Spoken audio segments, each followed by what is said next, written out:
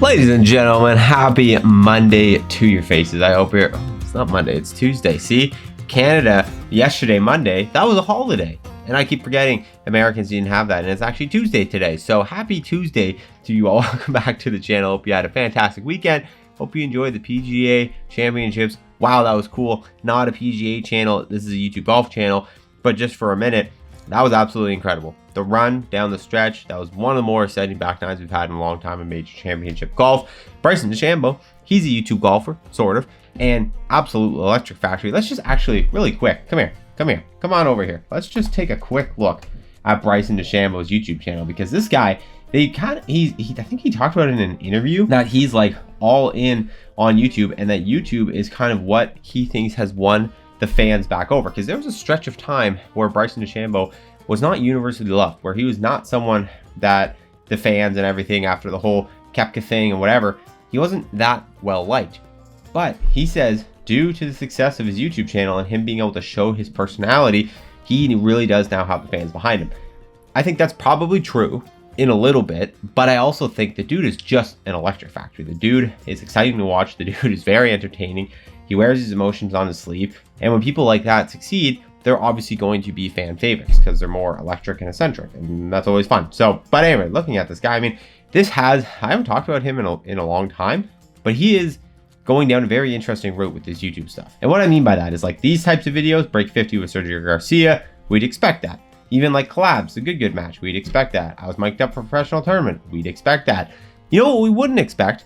Bryson DeChambeau with a can I break par with a Walmart starter set of clubs, and then this thumbnail. Like that thumbnail is like, I mean, that's a 23-year-old YouTuber thumbnail. Like it is, even like these three in a row are just like, what are we doing right now? Like maybe he hired a new thumbnail guy, but like it's different. It's very, very different. And this dude right here that we're looking at on YouTube, who's playing with junior Walmart sets of clubs, just came second, I think, at a major championships, almost won a major championships, down to the last hole, made a birdie on 18 to tie, almost went into a playoff for a major champ. This guy, it's very strange. So listen, I'm happy for the guy, and I think he also is kind of on some level disproving the whole like you can't do YouTube golf and pro golf thing. You can't do content and pro golf. Maybe you just need to be better. Like maybe you're just not good enough. Like maybe, because this guy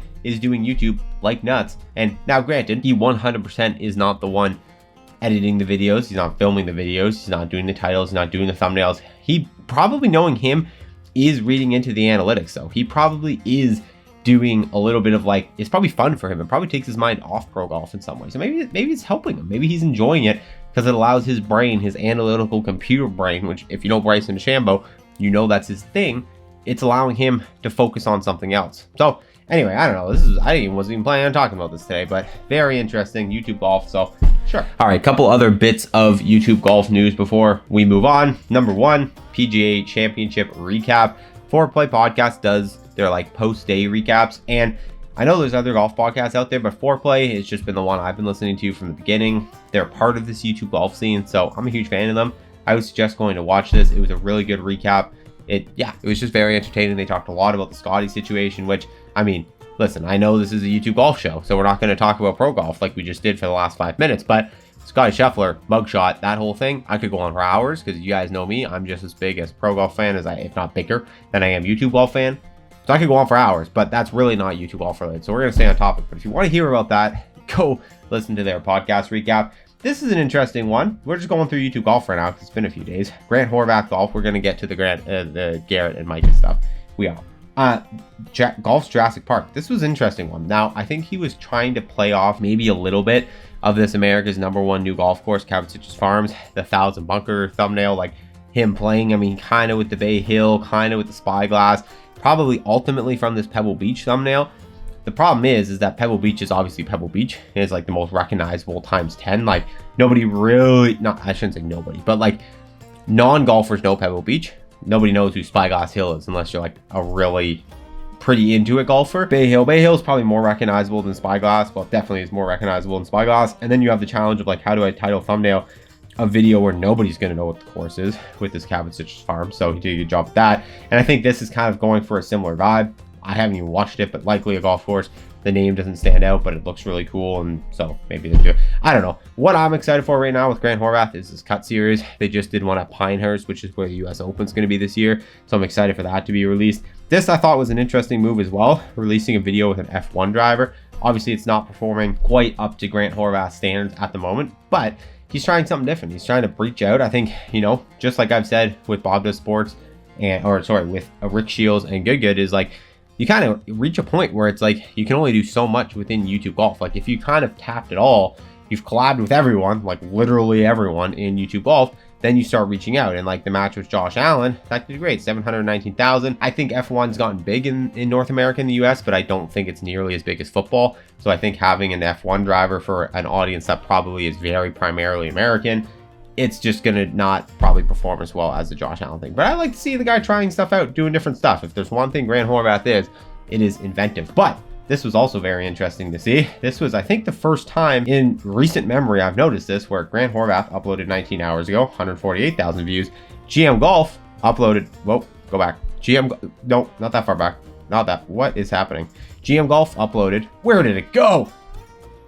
Guys, I just ruined my whole video here. All right, hang on. Give me a second. So he uploaded 150,000 views 19 hours ago. GM Golf uploaded a day ago, which was 23 hours ago, a second ago, 225,000. GM Golf is outperforming Grant Horvat on this one-day video. Not one video, it's one video. But it's just interesting because Grant has been the view king of YouTube Golf for the last like 6 months. And now seeing, I really do think Garrett is kind of diving back in a little bit on the channel. I think he kind of took some time off for a while. But he's obviously had the bangers. He had the sketch video, 1.6 million. A second one with him probably won't get up to 1.6, but he'll probably get over 1 million views. So obviously his recommendation pool is going to be spiked. And I think he did, I don't know if this was on purpose or not, but did a good job coming out with this video after the sketch video. Because listen, like coming out with this one, like an 18-hole match after the sketch video, your recommendation pool from the sketch video is going to be so much bigger. You're going to have, you know, such a more general audience that are going to get recommended your video who watch the sketch video who might not be watching YouTube Golf. This is going to be less interesting to them. Oh, it's an 18-hole match with a bunch of people I don't know. They're not YouTube Golf fans. Versus non-YouTube Golf fans seeing this thumbnail and be like, oh, I just watched that guy's video. Oh, that looks interesting. He's fat. He's got cheeseburgers. Like, cool. I'm going to click on that. And that video is performing better. So that makes a lot of sense. So, I don't know. Good for him. I think it's pretty cool. And obviously, we had another hole out from Good. Look at that. Another hole out from Good. Says right there. Okay, let's get to the topic of today's video. Micah Morris, GM Golf. Now, if you are anything like me, you saw this title pop up in your phone last night, the untold story from GM Golf to Good to Micah Morris, and you thought, oh boy, what are we getting here? Now, I watched it this morning, and we're just going to go through it. I'm going to give you my takes on it, and we're going to talk about everything, him mentioning all the stuff. It was interesting. It was not quite what I expected. But first, let's just quickly talk. I mean, he's been on this run, right? Doing the daily uploads. This is 20th in a row. I think it's interesting. I think he's reached kind of I don't want to say a plateau, but like kind of a point where he's done a lot of different things. And now, like, you know, I just think that the videos are probably going to be consistently, you know, right around this like 50 to 75K view mark. And I think it's, listen, that's not a negative. I think if Michael likes this type of content, this more daily, this more personable, this more core audience focused content, you can absolutely keep doing this. And I think it could be good for him. I mean, you just hit 500,000 subscribers. Like, he's trying a bunch of different things. I don't think he's going to keep doing this forever, but it's different, right? He's trying a ton of different things. He's making very different content than what he used to do. Like, it's not just this. This is what he's always done. This is what YouTube golfers always do. This stuff isn't, and I love it. I mean, the tournament one, yes, but the workout one, the chipping lesson, man, but it's not really Micah Morris. I think this is him just playing by himself. This is literally an ASMR range session, which is very interesting. So this style of content where it's like, all right, I've got to make a video today. Like, what can my idea be? And you're kind of reaching into the idea bank and just pulling out anything that feels relatively interesting. It serves your core audience. And that's something that I think YouTubers kind of have to decide on sometimes when they're making content. It's like, do you want to make something that has like the most viral potential possible, like GM Golf Cheeseburger or collabing with Sketch? Or do you want to make something that's like purely for your core audience, which maybe would be more of like his just like playing these courses, traveling around, like, you know, playing a short par 3 course or whatever like that. That's more core audience based. And I think for Micah, he does have a really strong core audience right now. I think this whole infamy thing has kind of built him up with his core, and there are lots of people that are really love and really support the guy, and that's great. And creating content for those, this is the kind of content Micah Morris fans absolutely love. The reason I'm saying all this is this type of content is going to have a hard time reaching out beyond that core to grow it. But listen, he's doing this daily thing right now, and I think it's very interesting. Now, one that might reach out beyond his core for the time being, I would assume, is this one, the untold story from GM Golf to Good. If this wasn't uploaded, if this was just, you know, he hasn't uploaded a video in 10 days like he used to, every 10 days he'd upload a video, and he uploaded this video would probably be at like 225,000 views right now. The only reason this video is only at 50,000 views is because YouTube is getting inundated with having to recommend his videos to his audience and to other people within the YouTube golf audience. And like, people are just, I mean, look at me, like, I'm a YouTube golf guy. I've watched this one, and then all of these ones I haven't, because they just keep, like, it's just too much. I can't keep up with it all. So this is very, like, you know, this one stood out to me and I clicked on it, which I'm sure more people will do. Obviously you can see that by the view count, but I think this video would be drastically outperforming what it is if it wasn't uploaded in the middle of the daily thing. So anyway, all that to say, the shock value of it was there. The shock value of it was like, what are we going to be doing here? Clicked on the video, not at all what I expected. Now, we're not going to watch the whole thing, but number one, it was shot in like S-Log3 and then color graded, which for any of you camera nerds, you know what I'm talking about, was color graded to be like grainy and cinematic, and like, I don't know, it was different. I think what happened here is this guy, whoever this guy is, I think he's probably the Bad Birdie guy, they made this video. I think, my suspicion, I don't know, but I think Bad Birdie made this video, shot, edited it, put it together, gave it to Micah, and Micah uploaded it. If Jacob shot and edited it, Jacob, if you edited this video in the midst of your daily uploads, comment down below, and everybody, Jacob's Micah's editor, everyone has to go like say, Jacob, you're the best editor in the world. Because if he truly made this video in the midst of all the daily, like, this is a cinematic movie. If he somehow made this in the midst of all this, I mean, that dude is just, I mean, he's just gonna die from not sleeping. So I don't think that's what happened. I think Bad Birdie, this is a Bad Birdie production. I think that's what happened here. I think they probably shot it, they probably edited it. It looks very different from his normal videos. And basically what this is, if you haven't seen it yet, go watch it. But it's like a ESPN 30 for 30. They got these interview clips, sitting in the chair, the lighting, the angles changing, the giggling. This is like someone's doing a story on Micah Morris. Micah Morris is just, you know, won the US Open and they're doing a story on him. Anyway, this format caught me off guard. People are absolutely loving it though. All of his, like I said, core fans are very much there for him. All the comments super positive, which is great. And I love the guy, you know this. I think he is a good dude. This video just caught me very off guard. But around the 9-minute mark, if you're looking for it, is when he starts talking about the GM Golf Micah Morris stuff. This video is kind of all over the place.